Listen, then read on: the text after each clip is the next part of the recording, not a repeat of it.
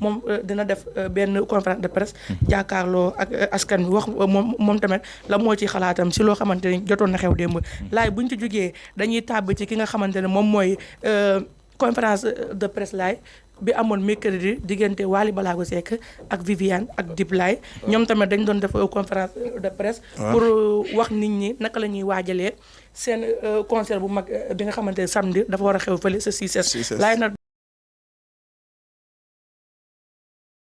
musique bi noo ko gisee mu ne la jamono jii de musique Sénégal mu ngi dox nee na tey parce que musique bi bu nekkoon fukk moom tey yóbbu na ko 35.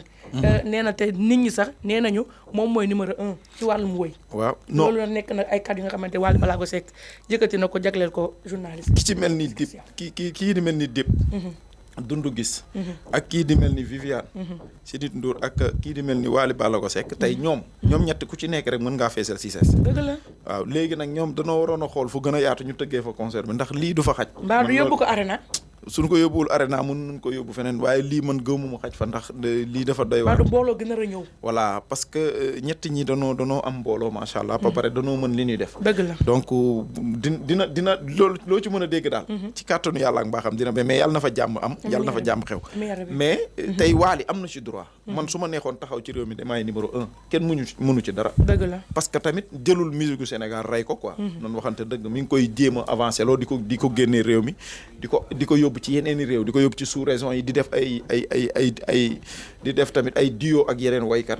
am na ci droit. am na ci droit ni moom mooy numéro ku ci nekk li nga sentir rek ngay wax.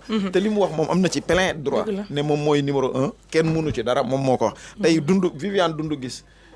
kii da baal ma. Viviane ak Dip. waaw Dip Dundu Gis. tey bu ko neexoon ni moom mooy numéro 1 Viviane tamit aussi bu ko neexee ni mooy numéro 1 ñetti numéro 1 fu mu tase. foofu day neex mais nag tey ku ci nekk am nga droit ni man maay numéro 1. waaw noonu la demee. d'accord waaye naka noonu tamit kii nu mu tuddati laay gis nañu aussi Viviane bi ko journaliste bi laajtee moom dañ ne ko Viviane yow la moo tax seen événement bi gisuñu ko si sa ay plateforme comme say morom. mu ne la kii Insta après mu tontu waa ji ne ko tey ñëw ma fi pour dagg sante waaye ñëw ma fi aussi pour bennal parce que dana ko tey li ma fi indi mooy waxtaanee bis bu mag bi nga xamante moom lañu dëbmal muy samedi bi nii fii si 6S. est-ce que wàllum mbalax mi de moom nga may laaj noonu. moom de xam naa ne mbalax mi ak rab yeeg yooyu dama leen ko waroon a kii. laay ñëw da ngeen di bàyyi ma bàyyi leen ko man maîtriser mu milieu boobu. voilà man mi maa ko maîtriser. voilà léegi bàyyi ma laay tontul ma rep kii question boobu. bàyyi ma tontul ma ko parce que li tax mu wax ko loolu. peut-être mën naa bañ a signer ni mën na koy def ci ay plateforme loolu mën na nekk. mën na ko bañ a signer si contrat bi. voilà mën na ko mën na ko bañ a signer. ok mën na ko bañ a signer mën na ko bañ a signer ci ko ama contrat dafa xaw a doy waar. ni man lii laa fii laa yem ak yéen fii laa yem ak yéen.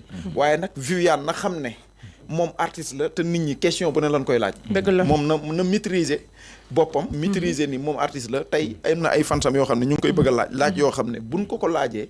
peut-être mën naa gën a metti sax journaliste bi lu mu ko laaj. donc moom mooy artiste bi moom mooy maîtriser ñëpp. parce que moom seen ginnaaw daa yaatu li may wax chaque jour. ay ndey ji seex lan.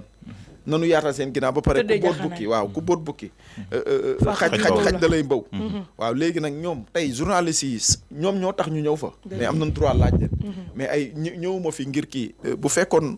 ñëwuma fi ngir dàggasante journaliste bi tamit ñëwul ndax loolu moom dafa ñëw ngir laaj ay question donc question bi lu mu metti tontu ko mu jeex après nga dem mu dem quoi loolu la mais nan maîtriser journaliste yi tamit maîtriser tamit laaj yi nii laaj waaw parce que tamit dem ci sa mbokku artiste ni ko Viviane de lii laa ko bëggoon laaj wala nga dem ci sa mbokk mu ni la laaj bi boo ko laajee tey dina la mën a tontu mais tamit ñoom ñuy contrôler laaj yi waaye tamit ñi niy waxal ñi niy laaj tamit ñu contrôler seen bopp xam ni ñoom ñoo tax ñoom ñoo fa woote te ku woote nit ñi dinañ la wuyu si donte bu dee benn nit dinañ ñëw wuyu si la te Viviane bu wootee Dip woote Wally Seck woote ñoom ñett ñu bokk plateau bu ñuy toog tey nit ñi waxuma la dañuy ñëw mais ñeneen ñi nga xam ne bëggoon nanoo ñu nekkul journaliste sax dañuy ñëw waaw ak ay animateur dañuy ñëw xool ci Wally man bëgg naa koo gis affaire yooyu noonu mais buñ la laajee yow mi nga xamante ni yaay waykat bi yaa woote tontul ak ci ni mu neexee mais ay dàggasante te Viviane weesu na foofu quoi su ma juumul dëgg la waaw noonu la demee dëgg la laay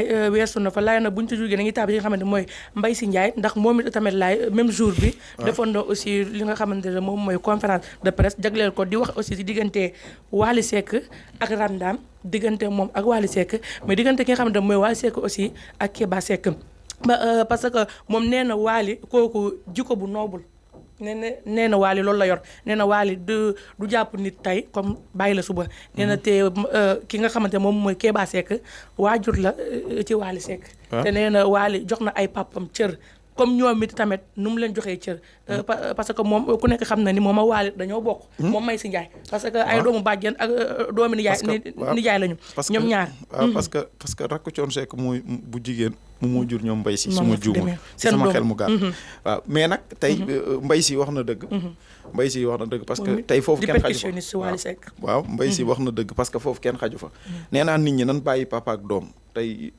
bu booy def booy wax ay mbir di wax ba amatoo loo wax nga dem ci biir famille bëgg a wax day mitti fekk famille bi ñoom déggoo nañ bu yàgg tey Wally Seck ak Keba Seck boo nee Wally Seck ni Keba Seck rek boo nee kii waykat la bu nu bokkuloon dara sax ñoom ñaar ñëpp bu nu bokkuloon dara rek bokk nañu dara ndax bokk nañu woy bi ñuy def mais nit ñi nan maandu Mbaye Sy Ndiaye nag wax na dëgg xëy na moom que ñu ci bëri waxuma dara ci ay tur ak kii mais ñu ci bëri dañ dul génn ci taatu kuy dem ñoom kuy dem rek ñu yóbbaale laay ñu gisaan aussi Mbaye Sy Ndiaye waxaale na ni actuellement mu ngi préparé benn new single waaye jagleel ko rendre hommage ki nga xamante moom mooy Mbaye Dieye Faye waaw c'est normal parce que nit moom buy dund nga koy rendre hommage bu dee boo ko rendre hommage day safe waaye buy dund nga koy gis nii rendre hommage mu dem ba bis bu la wanee ginnaaw nga koy rendre hommage daanaka dootul saf dara ndax waaw mais nit nag buy xalaat nit tey jii ni Mbaye Sy mi ngi xalaat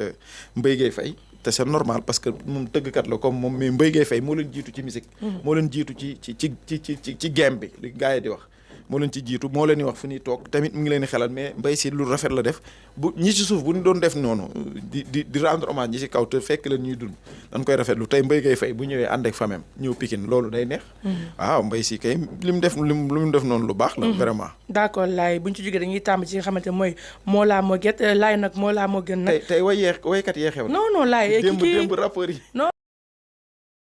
Mollah Morgun rappeur la nekkul rappeur la waaw rappeur la woon mais daanaka jamono ji laay moom nag mu ngi fi nga xamante ne